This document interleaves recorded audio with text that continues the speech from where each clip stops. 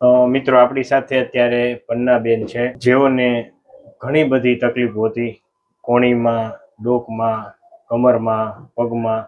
તો આપણે પૂછીએ, પન્નાબેન આપ ક્યાંથી આવો છો અને તમને કેટલા સમયથી ને શું શું તકલીફ થતી હતી? સર, હું રાજકોટથી આવું છું અને મને છેલ્લા લગભગ 2 વર્ષથી પ્રોબ્લેમ થઈ ગયો હતો. સર્વાઇકલ પેન, ટેનિસ એલ્બો, કમરમાં અને બંને પગમાં. ને શું થતું એ કહેશો? ટેનિસ એલ્બોમાં છે ને સર, બંને જે કોણી હોય ને ત્યાં ખૂબ જ પેન થતું અને અડધા હાથથી ને પેન પકડતી તો હાથમાંથી પડી જતી અને એકદમ ખાલી ચડી જતી. એટલે એનાથી કોઈ પણ પેન પકડું કે કોઈ પણ વસ્તુ પકડું તો એ હાથમાં રહેતી નહીં. એમાં મને પહેલેથી અહીંયા આવ્યા પછી બહુ સારો ફેર છે. કમર, ડોકમાં સર્વાઇકલ પેનમાં મને સાહેબ બહુ જ પેન થતું હતું. હું નીચું જોઈને વર્ક નહોતી કરી શકતી અને સર્વાઇકલ પેનનો દુખાવો મને સાહેબ આવ્યા ફેસ ઉપર ઉતરો હતો. એમાં પણ મને બહુ જ સારો ફેર છે અને હું વર્ક પણ કરી શકું છું નીચું જઈને. કન્ટિન્યુઅસ મારે વર્ક કરું તો મને કઈ પ્રોબ્લેમ નથી થતો. અને તમે આ પહેલા અહીંયા આવ્યા પહેલા તમે દવા કે એવું કઈ લીધેલું? હા સર, અમે બોમ્બેના ડૉક્ટરને પણ બતાવેલું હતું 3 વખત, ત્યાં જુદા જુદા ડૉક્ટરોને.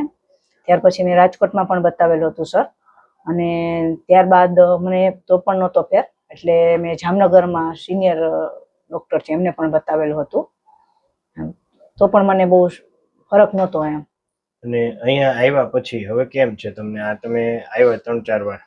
હા, હું આજે મારે બીજી વખત. હા સર, હવે કેમ છે તમને? મને સર ફર્સ્ટ ટાઈમ જ મને અહીંયા ખ્યાલ આવી ગયો હતો સર્વાઇકલ પેનમાં. ત્યારે જ મેં કીધું સર મને બહુ ફરક લાગે છે એમ, અને ઘણો બધો ફરક છે. આજે અત્યારે આ કર્યા પછી તો મને વધારે ફરક હોય ને એવું દેખાય છે અને ખૂબ સારું છે. ટેનિસ એલ્બોમાં અને સર્વાઇકલ પેનમાં તો મને ફર્સ્ટ ટાઈમ જ સારું થઈ ગયું હતું સર, અને ટેનિસ એલ્બોમાં મને ઘણો ફેર છે એમ.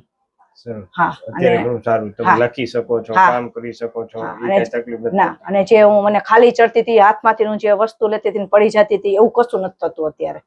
હા, 2 વખતમાં મને એટલી સારી રિકવરી છે સર. વાહ ભાઈ વાહ. એકચ્યુઅલી એમાં શું હતું કે તમને સર્વાઇકલમાં C4, 5, 6માં ગાદી દબાતી હતી, એની હિસાબે 9 કમ્પ્રેસ થતું હોય, એટલે તમે પેન પકડો એટલે હાથમાં ખાલી ચડે. ઘણી વાર આમ હાથ આમ સુવામાં આમ થઈ જાય તોય તમને ખાલી ચડે.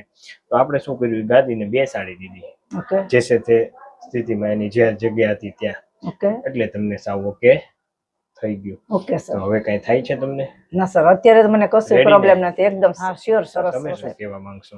હું તો સાહેબ દરેક પેશન્ટને એવું જ હું કહીશ કે બધી જગ્યાએ આપણે જવું, અને જો તમારા નોલેજમાં હોય કે સાહેબ અહીંયા ભાવનગરમાં આવી રીતે ટ્રીટમેન્ટ આપે છે તો ફર્સ્ટ પ્રાયોરિટી આપવાની સર.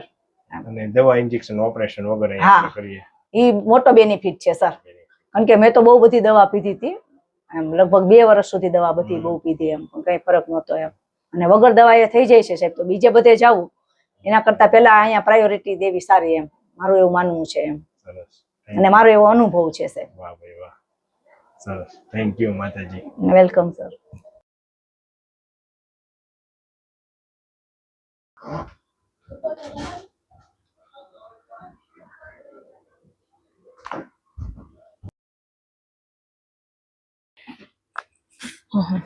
હીરો ઊંડો શ્વાસ લો, છોડો,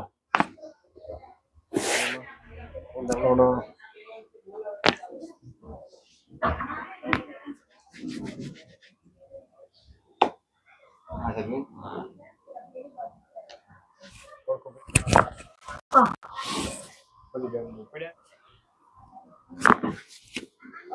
લૂઝ રાખી દો.